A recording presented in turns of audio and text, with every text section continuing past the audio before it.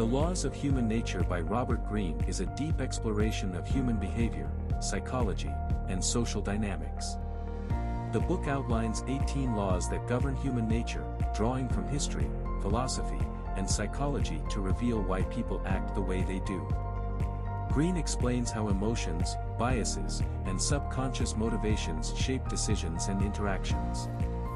He emphasizes self-awareness, emotional intelligence, and strategic thinking to navigate relationships, power struggles, and influence effectively.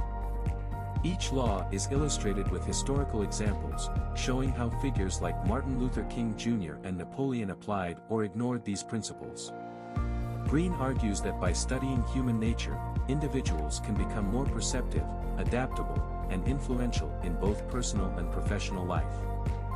The book serves as a guide to understanding and mastering social and psychological forces.